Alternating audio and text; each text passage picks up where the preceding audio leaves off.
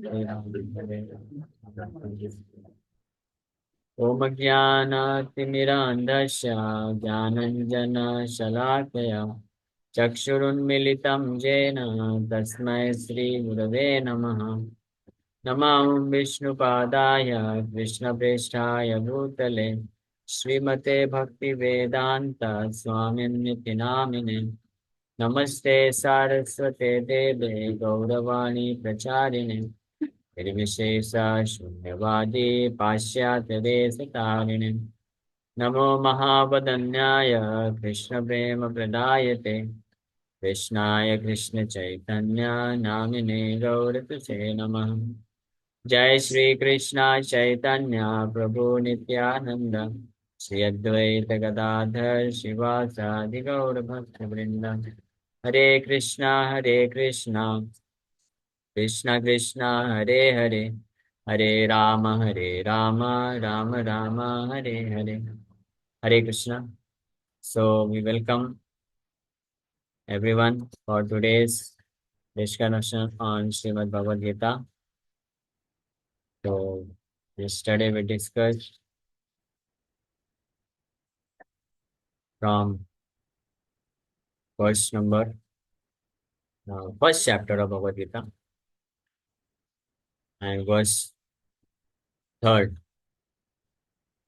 verse we discussed. So, Duryodhana went to, and he approached Dronacharya, and in the third verse he requests Dronacharya that Pashyatam Panduputranam Acharya Mahatim Chamu Vyudham Drupadaputrena Tavashishena Dhimata.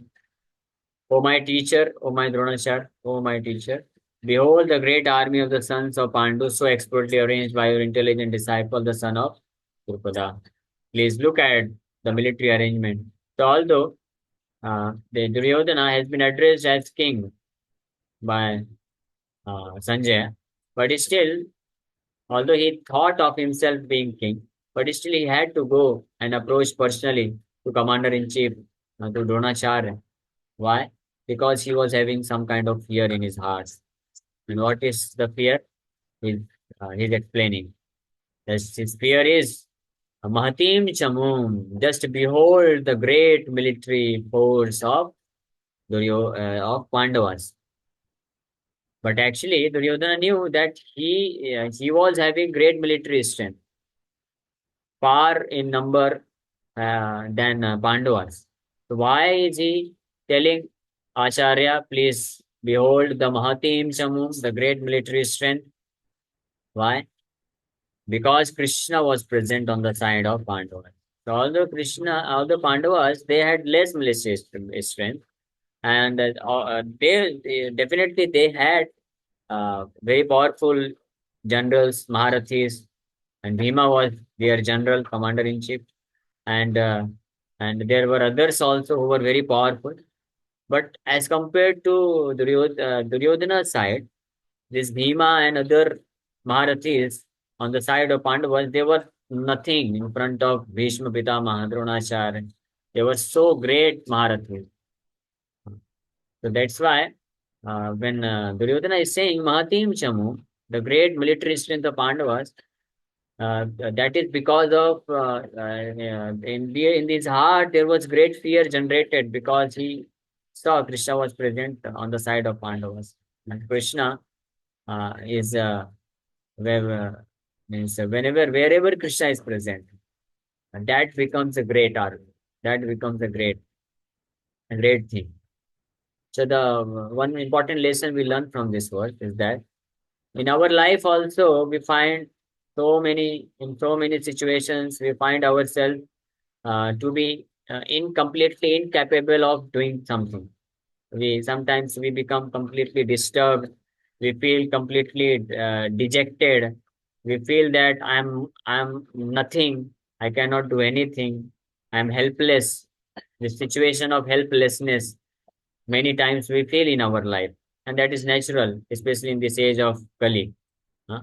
Doesn't matter how whoever the great personality he may be, however whatever success he might have achieved in his life, but there always exists some time in his life when he feels helplessness and he feels dejected, he feels depressed, he feels powerless. But the lesson is, although Pandava's military strength, Pandava's power was less as compared to Duryodhana's party, but still Pandava's army was protected by, specifically Pandavas were protected by Supreme Lord Krishna himself. That is why Duryodhana, although Duryodhana, he was always against Pandavas, he never accepted Krishna as the Supreme Personality of Godhead, but still, he could not stop the fear which arose in his heart in the presence of Krishna. Krishna was present. Similarly, any devotee, any person, he may be most insignificant, but if we bring Krishna in our life, Krishna in our heart, then we can also become very powerful. And specifically, if we discuss with regards to devotees, so devotees generally they feel, "Yeah, I am completely helpless, insignificant in front of Maya." We are also in battlefield, and we have battle with Maya.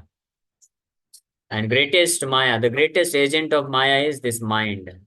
Mind is an instrument in the hands of Maya, using which Maya bewilders us and defeats us. A mind is so powerful. This is one agent, and Maya has got so many different agents. Internally, Maya has appointed one of her servant mind, uh, and appointed mind as our constant companion, which is inside us and which is always ready to devour us, which is always ready to defeat us, uh, and to always, mind is always making us to forget our eternal relationship with the Supreme Lord and hence to always remain in this material. Actually, the root cause of our bondage, the root or main cause of our distress, unhappiness, disturbances is mind only. Only and only mind. Mana eva manushyana karanam bandha mokshayo. Uh, This is explained in one of the scriptures. Man eva manushyanam karanam bandha mokshayo. Uh, So mind is the cause for one's bondage and one's liberation from this material. So in Srimad Bhagavatam, 11th canto, 23rd number chapter, there is one story, Katha, regarding there was one Brahmin, Avantipur Brahmin. So earlier he was very miser and he never utilized his resources for the purpose of executing dharma. So later on, and he collected money by all kinds of sinful means. So because of which, later on, all those persons to whom he cheated and looted all the money, they all attacked together and they made him completely poor. And so much so that he didn't have clothes to wear, didn't have food to eat, and he did not even have house to live. That was the condition he landed into. That is the result of a person who performs sinful activities, who earns money. Any person in this material world, if he earns money by sinful means, surely he is going to become a pauper in the street. Surely he will become poor and he will become helpless and dependent upon others. And that is the destiny of all those people who earn money, become rich by sinful means. So that was the result with this Avantipur Brahman also. So but later on, because he had performed some kind of devotional service in his previous birth, so by the mercy of the Supreme Lord, within his heart, there awakened a great knowledge, the great transcendent knowledge awakened, and he started analyzing his situation, and he came to this conclusion, very nice conclusion he came, and he started telling he was suffering very badly. So he started considering that I am not suffering because of anybody in this material world. Nobody is giving me pains and pleasures. and not even my karmas or my bad karma are the result causes me to suffer in this material world. But neither these demigods or the Graha Nakshatra, they are the cause of my suffering. But who is the cause of my suffering?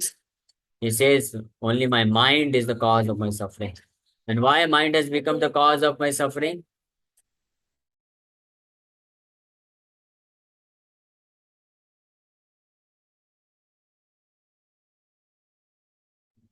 And why mind becomes the cause of suffering? He gives the reason false ego. False ego gives shape to illusory material existence and thus experiences material happiness and distress. This is a deep subject matter, but just I wanted to tell the main reason of our suffering is this mind. And understanding this, then he decides, etam sa asthaya paratmanishtham adhyasitam purvotamatayar maharshibhi aham tarishyami duranta param tamo mukundangri nisheva yahiva. I shall cross over the insurmountable ocean of nescience by being firmly fixed in the service of the lotus feet of Krishna. Then he decides, he concludes. First of all, after analyzing everything, he comes to the conclusion that this mind is the only cause of my all suffering. Nobody else is the cause of my suffering and pains, and even pleasures also, happiness. Both happiness and distress, happiness and suffering in this world which we get, the mind is the root cause. And after understanding this, he could understand that mind has become the agent of Maya, using mind as her instrument. Maya is trying to uh, uh, destroy my real knowledge, and Maya keeps me in this false ego. False ego means false understanding about our own position and Krishna's position. So he says, but I shall no more become victim of Maya through the agency of mind. I shall firmly take shelter of Krishna's lotus feet. And this was approved by the previous acharyas who were fixed in firm devotion to the Lord, Paramatma, the Supreme Personality of God. In this way, he decides, and actually he becomes free from all kinds of suffering, all kinds of entanglement, and he finally gets promoted to Vaikuntha Lokas, a spiritual world. No more, he doesn't take birth again. So this is the reason. So mind is the main root cause of all our disturbances. The mind is so powerful. We are just insignificant in front of mind. Mind is so powerful. Mind can anybody. So we hear so many stories. Big people, successful people, very well situated, great personalities, known as great personalities. They also fall victim of mind's proposals. Mind defeats them also. That is the great potential of this mind. So who can protect us from mind? Only Krishna. Only a person who knows how does mind function, who knows about the disturbance of mind. He can only protect. So this is the lesson we learn from this verse. So if we also bring Krishna in our life, invite him. Actually, we Krishna, the Lord is willing to come to us and help us by all means. The only problem is we are not giving him invitation. Somebody may say, does Lord needs invitation? We are his sons and children, so he should naturally protect us. Yes, definitely. He doesn't require invitation. He wants to protect. But when he comes to protect us, we are not ready to accept his protection. That is our problem. And he cannot force. That is the nature of love. Love cannot be forced. Love is volunteer. A love for the Supreme Lord, a service to Supreme Lord Krishna is volunteer, is spontaneous, and it is individual. It cannot be forced, and it is spontaneously performed, and it is individual. Individual means it has different variety or rasa, person to person. It varies. Everyone has his own unique relationship with the Supreme Lord. So, if one desires to revive his relationship with the Supreme Lord, and then invites the Supreme Lord in his heart, then when Krishna appears in the heart, then automatically such a person becomes fully jubilant, and he experiences great happiness, great strength, and he becomes fearless. And to such a devotee, nobody can stop him from doing service to Krishna. and he becomes completely fearless, no disturbances. That is the effect. So, but we simply have to invite him. And what is the process of inviting him? Very simple. The Lord has made it very simple. Nam namakari bahuda nij sarva sakti tatrarpita niyamita smarane nakala. Lord Sri Chaitanya Mahaprabhu prays in this verse, my dear Lord Krishna, you are all powerful and you are all merciful. Because of your causeless mercy, you have agreed to appear in front of me in the form of your holy name. And in order to take shelter of your holy name, there is no hard and fast rule. Uh, and in your holy names, like Krishna, Rama, you have invested all your potencies also. Namna Makari Bhuta Nija Sarva Saktis. All your potencies you have invested in your name. So that means when you chant Hare Krishna, Krishna Krishna, Hare Hare, Hare Ram, Ram Ram, Hare Hare. So you can get the full protection from the Supreme Lord Himself. As much as Arjuna was getting protection from Krishna when Krishna was present in the chariot of Arjuna. So if we also invite Krishna to become Sarthi of our own chariot, this body is chariot, this body is vehicle, Rath. In this Rath, in this chariot, we are a passenger. We are there. But if we try to become driver, instead of becoming passenger and making Krishna the driver of this Rath, then we will land up in a miserable situation. That will be the result. But if we become intelligent enough like Arjuna and take full shelter of Krishna and request Krishna, oh my dear Lord Krishna, please, you take the ropes of my life, ropes of this chariot, and you lead this vehicle to the proper destination. You guide me to the in this life, huh? Because he is very merciful. Dina Bandhu, he is known as Dina Bandhu. We are poor souls. We are poor. Poor means may not be poor in terms of riches, in terms of beauty, and in terms of so-called intelligence, position. But we are certainly very poor in terms of protecting our real self. We are certainly very poor in front of uh, uh, this mind. We are very poor, very weak. So, so we should take shelter of the Supreme Lord, who is Dinabandhu, Jagat Pate, his controller. He is supreme controller, he can control everything. That's why one devotee prays to the Lord, Dinabandhu, Dinanath, Meri dori tere haath. Oh, Dinabandhu means you are a friend of each and every living entity, poor, especially poor. I am very poor, very fallen, very powerless, helpless. Deen, Deenheen. I am very Deen and Heen. And you are Bandhu. Bandhu means friend. You are friend to such Deen and Heen. And I am very Deen and Heen. Deena Bandhu. Deena Nath. Not only you are my friend, but you are Nath. Nath means master, protector, maintainer. A Nath means the only person uh, who protects or maintains the very existence of myself. You are my Deena Bandhu, Deena Nath. So please, you come and you drive the chariot of my life. You take the reins in your hand and control my senses, my mind. This one. And in chariot, they use horses. The horses are compared to senses. So our mind and senses are completely restless, uncontrolled. Nobody can control their mind and senses. But if we give the ropes or reins which controls the mind and senses in the hands of the Supreme Lord, then our journey will be very safe towards back home, back to God. Like Arjuna, even in the midst of so much dangerous situation, he got full protection. Bhishma, Dronacharya, Duryodhana, and so many other, Karna, Vikarna, Kripacharya, so many Maharathis, they attacked on Arjuna, Pandavas, but nobody could harm him because Krishna was present. So that is the process of inviting Krishna in our life.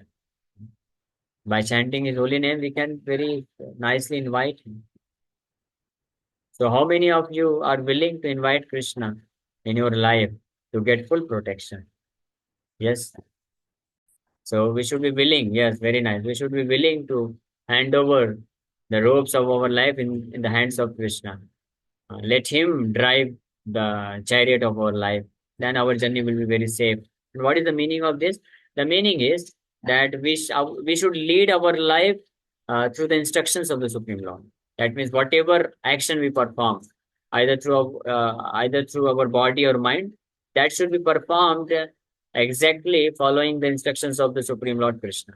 And how we can follow the instruction of Krishna, how we can come to know? By Bhagavad Gita and through the via medium of devotees. Representative of Krishna is as good as Krishna. So she can tell us what does Krishna want from us, and he can guide us how you should lead your life. Then if we agree to get guided by a bona fide devotee of Krishna, so that is as good as getting guidance from Supreme Lord Krishna himself. Just like Arjuna is getting direct guidance from Krishna. So Arjuna was very fortunate that he could directly get instruction from Krishna, and we can also get. That is not impossible. We can also get, but at present moment, because we are not so elevated, not so pure that we could hear the guidance of Krishna directly. Although Krishna is willing to give, but we are not qualified yet. But he has made the arrangement. By his causeless mercy, he has made the arrangement. And he has sent his pure devotees like Srila Prabhupada. If we take shelter unto a pure devotee, spiritual master like Srila Prabhupada, then we are perfect in shelter of the Supreme Lord Krishna himself. So that is the beauty. And Srila Prabhupada says that we should follow the morning program, we should chant 16 rounds at least and follow the principles nicely, four regularity principles, and hear about Krishna and preach about Krishna, serve Krishna. If we do that, we are following the instructions, and that means we have given our reins, our ropes of our life in the hands of Krishna through a bona fide devotee. So that's the meaning. So all of you, Prabhuji, you one should thing I take want this to add, if I may. sankalpa. Wait. We should take all of you should take this sankalpa that we will chant the holy name of Krishna as much as possible. So we have already, some of you, I think most of you have committed that we'll chant 2 rounds or 4 rounds, 6 rounds, 10 rounds. Somebody is chanting 16 rounds also. There are many devotees like Shivam Prabhu, Shama Mataji, Sorangi Mataji, Ganesh Prabhu, and many other devotees are there. Krishna Mataji is there, Rupali Mataji, many other devotees. They are chanting already 16 rounds. That's very good. So those others also, you should also start and gradually increase. You start with 2 rounds, then increase to 4 rounds, 6 rounds. The more you chant, the more you feel the presence of Krishna's. The more you feel the Krishna's presence within your heart. Because as soon as you chant Krishna's name, Krishna is with you to give you protection. It's just a matter of realization, which will come over the period of time. But it is a fact. Whether one is realized or not realized doesn't matter. Just like a small child, he is not realized that if I put my fingers in the fire, it will get burned. But still, if he puts his finger in the fire, the finger will get burned. Every one of us, we know this. Whether child knows or doesn't know, it doesn't matter at all. Similar, like just like medicine. Whether the patient knows which medicine to take or not take, but if the relative, some of relative or parents or nurse, they come and they give the medicine, if he simply takes, then also he will get the benefit. Similarly, the chanting of Hare Krishna Mahamantra is also like fire or medicine. Whether you know or you don't know, doesn't matter. Whether you realize or don't realize, it doesn't matter. If you, with faith, if you keep chanting, the more you chant, the more you are in protection of Krishna. The more you chant, the more you are in association with the Supreme Lord. Such a wonderful thing. Krishna being the Supreme Personality of Godhead, all potent, omnipotent, he can manifest himself and he can be present. He can give his association with each and every living entity through in the form of his holy name, in the form of his Gatha, Nam, Rupa, Gun, Leela. In all these forms, Krishna can make himself present. Okay. So let us utilize this wonderful opportunity. This human form of opportunity has been awarded to us by the mercy of the Supreme Lord. So we should not waste this. We should utilize it and we should sincerely chant the holy name of Krishna and take his firm shelter. And you do this, you will yourself become realized and you can attain the complete and eternal shelter under the lotus feet of Sri Krishna. So thank you very much. With this, we'll stop. If there are any questions, you can ask. Yes, yes. So, Lord Krishna did a Leela where Arjuna chose Krishna as not just a charioteer but also an advisor. So, in this, uh, we see that if Arjuna, as a part of Krishna's energy itself, can select Krishna as a charioteer, who are we to select ourselves to drive the chariot of life? No, we are Krishna's part and parcel. Krishna says, all of you are my part and parcel. Shuhridam Sarvabhutanam, all the living entities. I am the well-wishing friend of all the living entities. So we have complete right and power that we can choose Krishna as our master, as our well-wisher, as our guide, and as our chariot driver of life. So Yes, we can exactly, choose. Prabhuji. That's what I'm Yeah. saying. We are nobody to select ourselves. We have to select Krishna only as the charioteer of our life. Ah, okay. Yes, Yeah. yes. Yeah. Because if we become a chariot driver of our own Patwar life, Padogi. we'll commit mistake. We'll be in great danger. Hare Krishna. Okay, Pranam, good. pranam, Hare Prabhuji. Krishna. Yes, any other question? Yes, Ganesh bro, you want to ask something? Hare Sneha Mataji. Sorry, by mistake I kept it on. Okay, okay.